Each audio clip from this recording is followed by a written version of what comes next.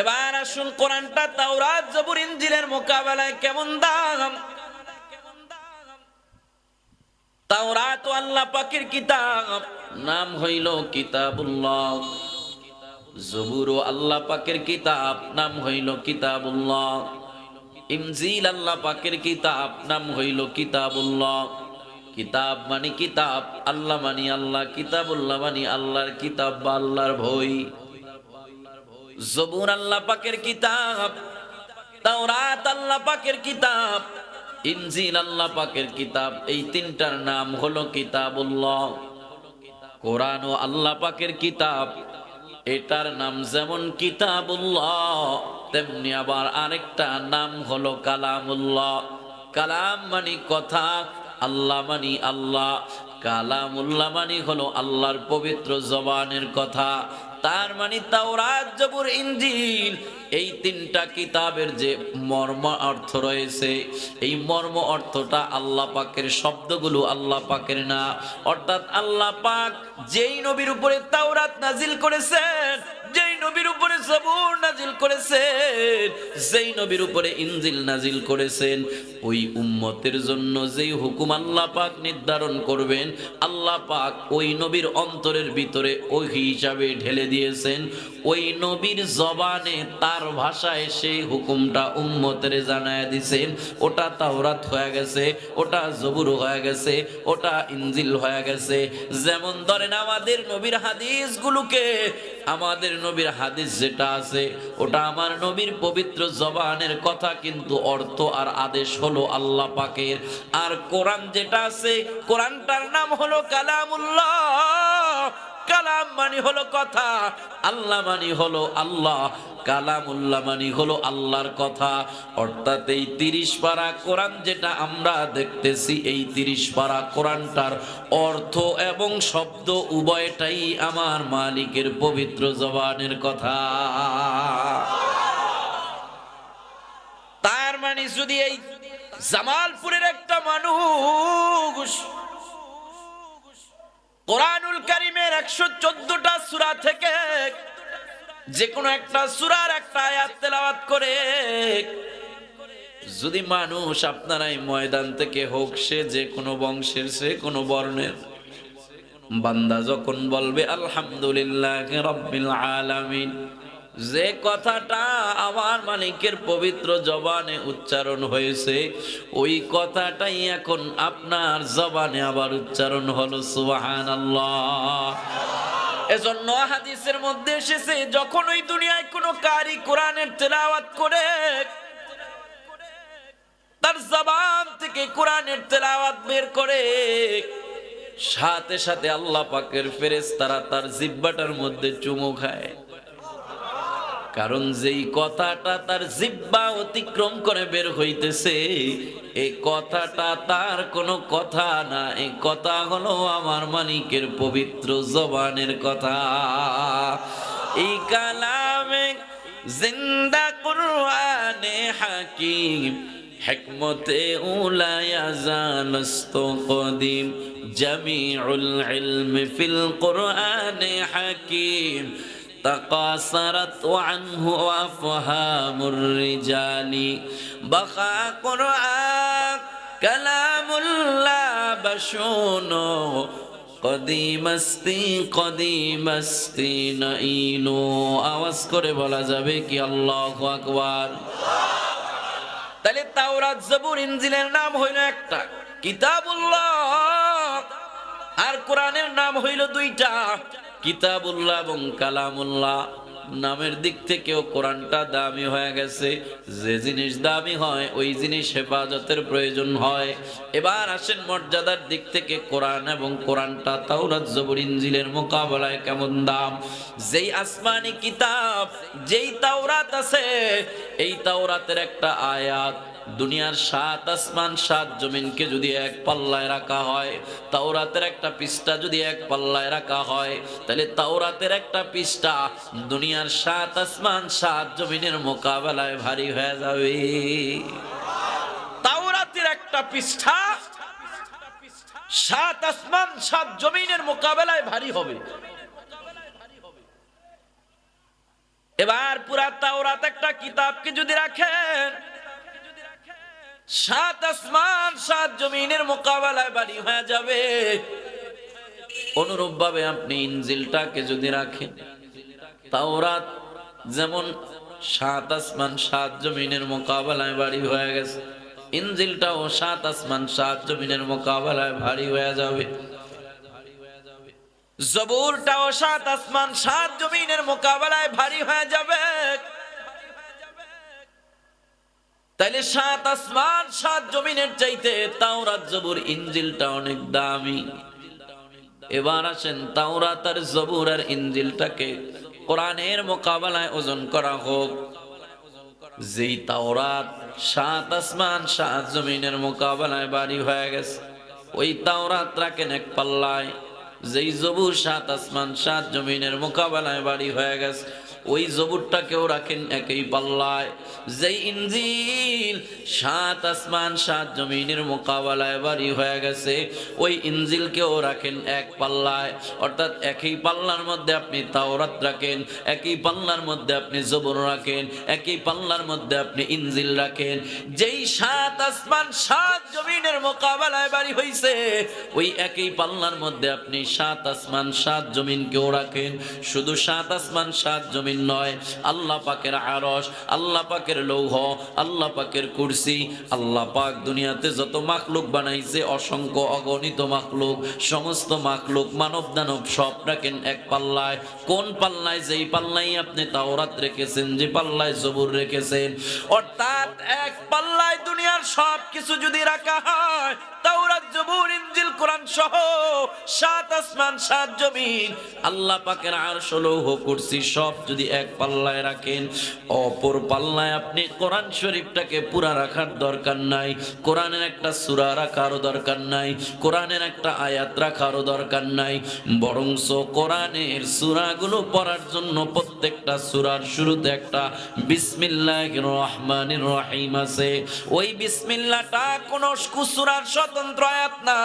প্রত্যেকটা সূরা পড়ার জন্য বিসমিল্লাহর প্রয়োজন হয়। নামাজ পড়ার জন্য যেমন ওযুর প্রয়োজন হয়, ওই সূরা পড়ার শুরুতে দেখবেন প্রত্যেকটা সূরার শুরুতে বিসমিল্লাহ।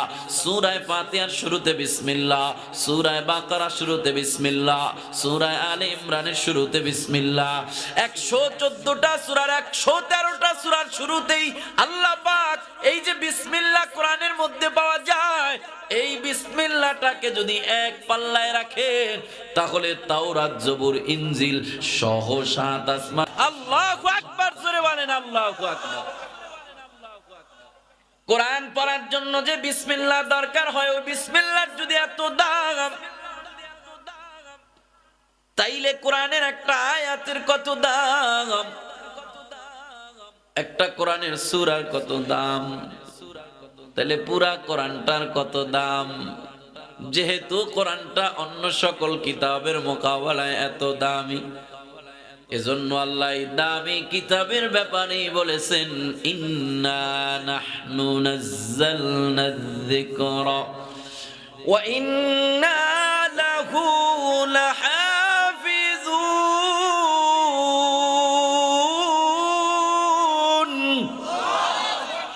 যেহেতু এই কোরআনটা বড় দামি, আর দামি জিনিসকে হেফাজতের প্রয়োজন হয়।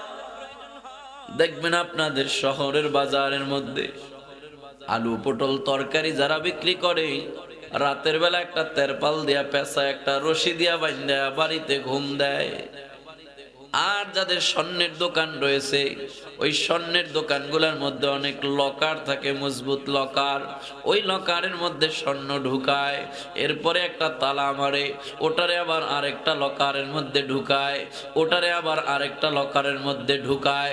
এইভাবে হেফাজত করতে করতে করতে করতে মেইন গেটে বড় একটা কেসি গেট লাগায়া, ওটার মধ্যে আবার 4-5টা তালা মারে, আছে না নাই?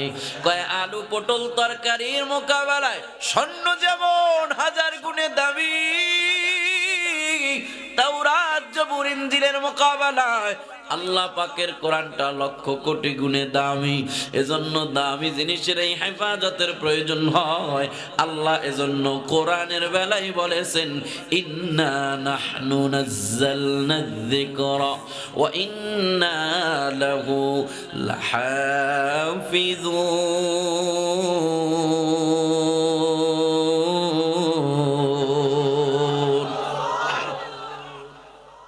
আল্লাহ কোরআন হেফাজত করবে। যেই জিনিস আল্লাহ হেফাজত করে ওই জিনিস ধ্বংস করার মতো দুনিয়ায় আর কোনো শক্তি।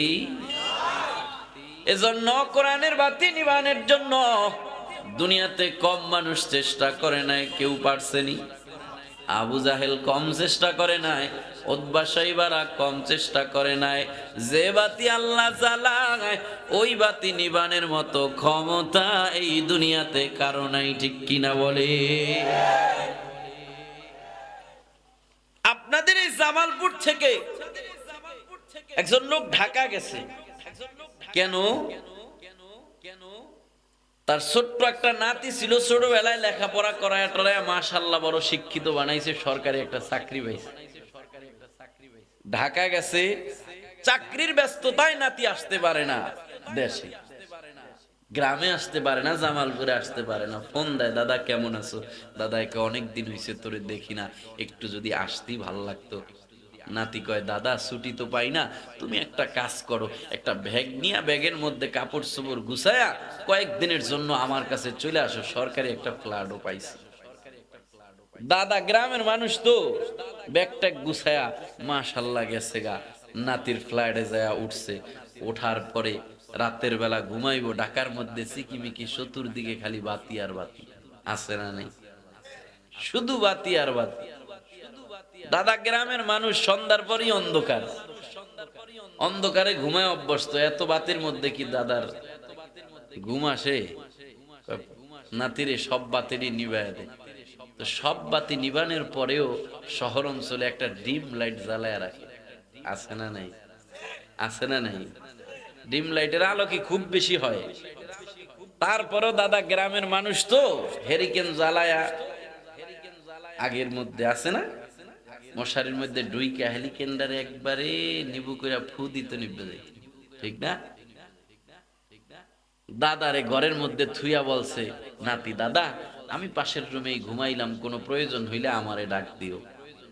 দরজা আটকায়া নাতি ঘুমাইতেছে, নাকটাই না। দাদার তো আর ডিম লাইটের আওয়াজে ঘুম আসে না। দাদা মনে করছে, কিরে এই বাতি এটা নিবে না কা? তো দাদার অভ্যাস, হেরিকেন ডিম করে একটা ফু দিত। এখন দাদা ওটার মধ্যে যায় ফু দেয়, নিব্বো নিব্বো নিব্বো। ফুয়াইতে ফুয়াইতে দাদার মেজাজ বড় গরম, আরে বাতি নিবে না কা? এক সময় দাদা জোর কইরা বাতি নিবাইতে যায়, আমার একটা ঘুষি, একটা শর্ট লাইগা দাদারে আরেক রুমে নিয়া ফালাইছে। দাদায় কয়, নাতি রে আমারে খাইলি? এ দাদা কি খাইলাম তোমারে? কয়, কি বাতি জ্বালাইলি? তোর বাতি নিবে না, জোর করে নিবাইতে গিয়া আমার অবস্থাটাই। নাতি কয়, ও দাদা ওই বাতি জ্বালায় দিছি আমি, সুইচটা আমার ওই জানা, ওই সুইচ যদি আমি বন্ধ না করি তুমি জীবন ভর ফুয়াইলেও নিবে না। আল্লাহ বলে, কোরআনের বাতি আমি জ্বালাইছি, এই বাতি নিবা জন্য আবু জাহেল কম চেষ্টা করে নাই, উতবা শাইবারা কম চেষ্টা করে নাই, সবাই ফু দিছে বাতি নিবানের জন্য। যেই জোর কইরা নিবাইতে চাইছে, এই জামালপুরের সরিষাবাড়ির টাকলারও সাকলা উড়ে দিছি, ঠিক কিনা কয়? যেই বাতি আল্লাহ জ্বালায় ওই বাতি নিবানের কারো ক্ষমতা নাই। আল্লাহ কয়, এই বাতি আমি জ্বালাইছি, কোরআনের বাতি আমি জ্বালাইছি, হেফাজতের দায়িত্ব আমি নিয়েছি। আল্লাহ কেমনে কোরআনের হেফাজত করবেন? হাকিমুল ইসলাম কারি তৈয়ব সাহেব রহমাতুল্লাহি আলাইহি কোরআন হেফাজতের 4টা মাধ্যম বর্ণনা করেছেন, যেই 4 মাধ্যমে কোরআনটাকে আল্লাহ পাক হেফাজত করবে। জোরে আওয়াজ করে বলেন কয়টা? 12টা পার হয়ে গেছে আলহামদুলিল্লাহ। অনেক সময়, এখন আসলে ঘুমানোর সময়, এখন আর ওয়াজ শোনার সময় না। আজকে পর্যন্তই থাক, যদি কোনো সময় আবার আশেপাশে আসি ইনশাআল্লাহ সেই 4 পদ্ধতি আপনাদেরকে শুনিয়ে দিব। আজকে পর্যন্তই থাক। চলবো? অনেক রাত হয়ে গেছে, আমাকে ঢাকা যাইতে হইব না? হ্যাঁ, কি ঢাকা যাইতে হইব না? আপনারা তো এখানে যায় শুয়া পড়বেন, আপনারাও যাইবেন ঢাকা। আল্লাহ আর একটু আগে বসাইলে আর একটু ভালো করে কথা কোয়া যাইতো। এজন্য আমি বলছি ওয়াজ তো আগে অনেক হয়ে গেছে, আর ওয়াজের দরকার নেই। তারপরেও শুনবেন? আজকে কতক্ষণ বয়ান শুনবেন? সারা রাত? ওরে আল্লাহ, এলাকার মানুষের কলিজা দিয়ে এত বড়, সারা রাত বলে বয়ান শুনবো? আচ্ছা, সারা রাত বয়ান শোনার নিয়ত আছে কার কার? হাত উড়ে দেখান।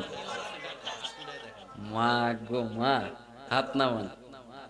বয়ান আসলে সারা রাত হবে না, তবে মুমিনেরা ভালো কাজের নিয়ত করার সাথে সাথে আল্লাহ পাক নেকি দিয়া দেয়। এই হিসাবে যারা সারা রাত্র বয়ান শোনার নিয়তে হাত উঠাইছেন, অলরেডি আপনাদের আমল নামায় সারা রাত্র বয়ান শোনার সব চলে গেছে।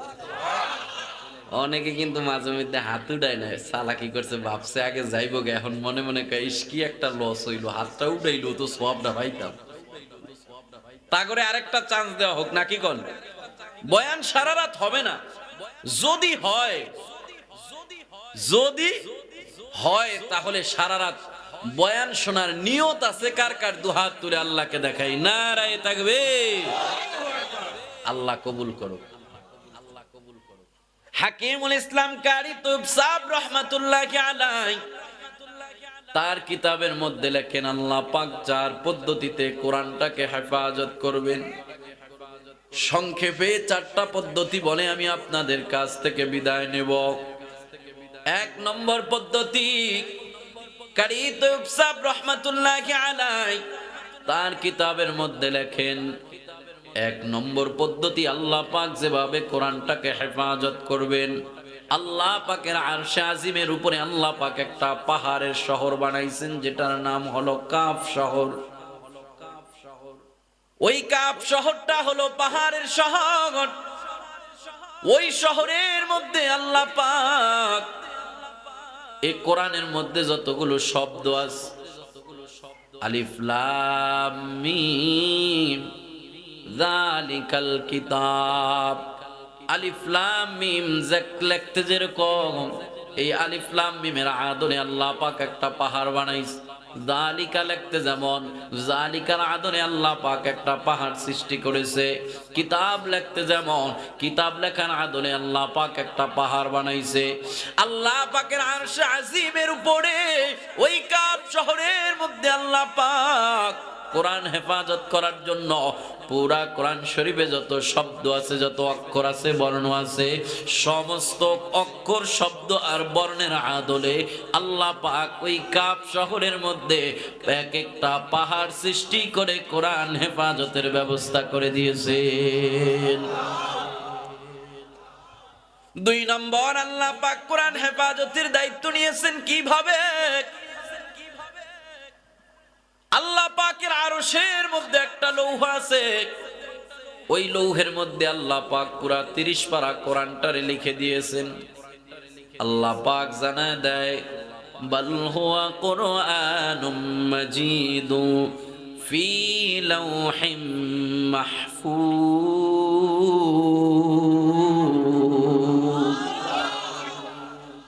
আল্লাহ বলে এই কোরআনকে আমি ওই লৌহ নামক তখতার মধ্যে আমি আল্লাহ পুরা কোরআন শরীফটারে ওই জায়গায় লিখে আল্লাহ পাক কোরআন হেফাজতের ব্যবস্থা করে নিয়েছেন।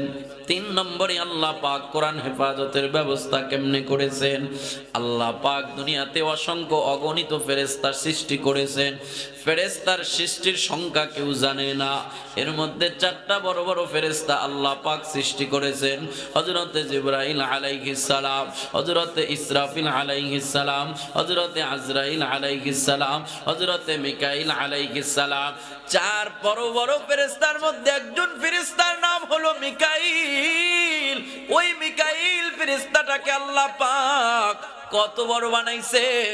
কিতাবের মধ্যে বলা হয় হযরতে মিকাইল আলাইহিস সালাম যদি তার সশরীরে দাঁড়ায়, তার মাথা যায় ঠেকবে আল্লাহ পাকের আরশে আজিমে।